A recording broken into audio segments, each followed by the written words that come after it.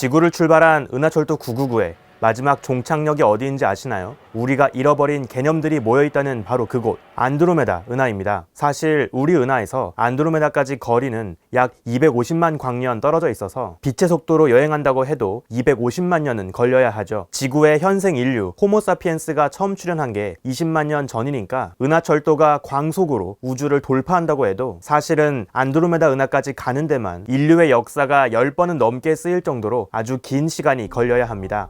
만하니까 이를 극복할 수 있는 하이테크놀로지가 있다고 넘어가도록 하죠. 그런데 이 은하철도역에 아주 반가운 소식이 있습니다. 계속 이 안드로메다 은하가 우리 은하를 향해 다가오고 있다는 것이죠. 시간이 흐르면서 두 은하 사이 거리는 계속 가까워질 것이고 안드로메다까지 가는데 필요한 여행 시간도 티켓의 가격도 조금씩 줄어들 겁니다. 그런데 여러분, 최근 밝혀진 더욱 놀라운 이야기가 있습니다. 사실 우리 은하와 안드로메다는 이미 충돌을 시작했다는 것이죠. 우주먼지의 현자타임즈, 오늘은 우리 은하와 안드로메다가 시작한 이 놀라운 접촉에 관한 이야기입니다.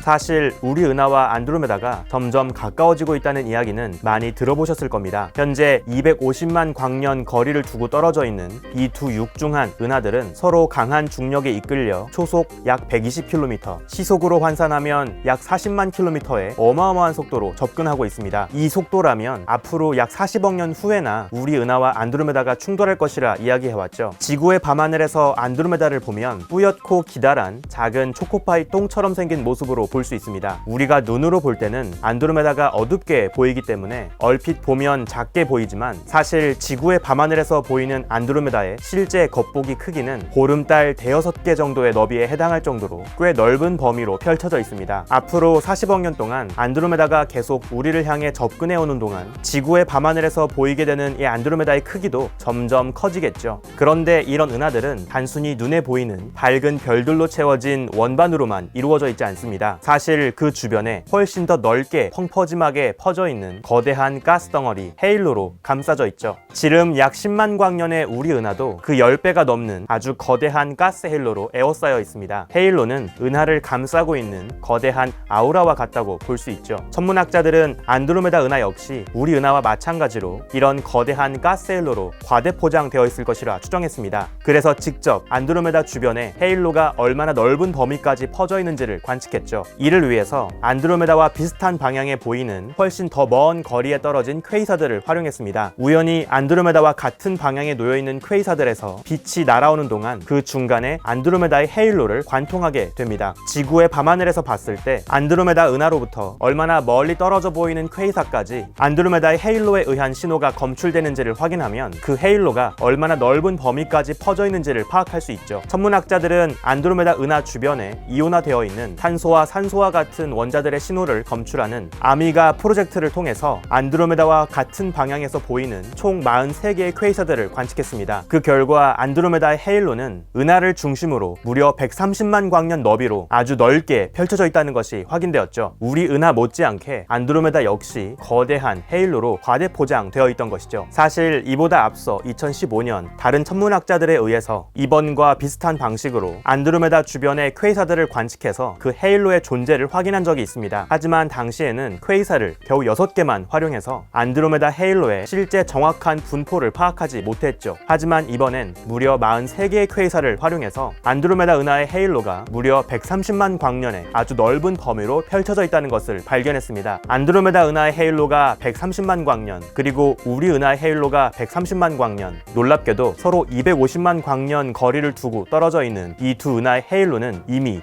접촉을 시작했다는 뜻이죠. 두 은하는 이미 충돌을 시작한 것입니다. 놀랍게도 두 은하의 충돌은 아주 먼 미래 이야기가 아니었습니다. 현재 벌어지고 있는 지금 이 순간의 이야기죠. 우리는 방금 시작된 이 거대한 접촉사고 현장 한가운데 살고 있는 것이죠. 이 모습은 먼 미래 우리 은하와 안드로메다가 충돌하는 모습을 지구에서 바라본다면 지구의 밤하늘에선 어떤 장관이 펼쳐질지를 시뮬레이션한 결과입니다. 지금으로부터 38억 년이 더 지나면 이제 우리 은하수 역시 안드로메다의 강한 중력에 의해서 형체가 은하가 파괴되기 시작하죠. 그리고 40억 년 뒤 본격적인 대충돌이 시작되면서 두 은하가 한데 반죽되기 시작합니다. 각 은하가 품고 있던 가스가 반죽되면서 새로운 별들이 폭발적으로 만들어지죠. 화려한 밤하늘의 불꽃놀이가 지구의 밤하늘을 가득 채우게 될 겁니다. 결국 더 시간이 흘러서 50억 년, 70억 년 계속 시간이 흘러간다면 두 납작한 원반 은하는 하나의 거대한 타원 은하로 반죽되죠. 이렇게 두 은하는 수십억 년에 걸쳐 아주 진한 스킨십을 나누게 될 겁니다. 막 비벼. 존나 비벼. 아마 이런 미래가 펼쳐진다면 더 이상 지구에서는 밤하늘을 길게 가로질러 흘러가는 은하수의 모습을 볼 수 없을 겁니다. 대신 별들이 펑퍼짐하게 모여있는 훨씬 더 밝은 거대한 타원 은하의 모습을 보게 되겠죠. 하늘을 길게 가로질렀던 은하수라는 말 자체가 더 이상은 쓰지 않는 유물이 될 겁니다. 물론 이때쯤이면 은하수라는 말을 그리워할 존재도 없겠지만 말이죠. 사물성이 부족한 천문학자들은 70억 년 후에나 완성될 이 미래의 거대한 타원 은하에게 벌써 이름도 지어주었는데요. 우리 은하 밀키웨이와 안드로메다를 그냥 갖다 붙여서 밀코메다라는 재미있는 이름을 지어주었죠. 혹시 천문학자들보다 더 좋은 네이밍 센스가 떠오르신다면 여러분들의 댓글 부탁드리겠습니다. 지금 이 순간에도 저돌적인 안드로메다는 앞으로의 진한 스킨십을 위해서 우리 은하 헤일로의 문을 두드리고 있습니다. 매일 밤 가을 하늘에 떠있는 안드로메다를 보면서 우리는 이렇게 이야기할 수 있습니다. 오늘의 안드로메다는 어제보다 더 가깝다고 말이죠. 과연 우리 은하와 안드로메다의 저 거대한 스킨십의 결말은 어떻게 끝을 맺을까요? 과연 안드로메다는 따뜻한 포옹을 위해서 우리에게 다가오고 있는 걸까요? 아니면 불꽃 싸다구를 날리기 위해서 우리에게 오고 있는 건 아닐까요? 오늘의 현자타임즈 여기에서 마칩니다. 구독과 좋아요도 함께 부탁드릴게요. 우주먼지 여러분 감사합니다. 안녕.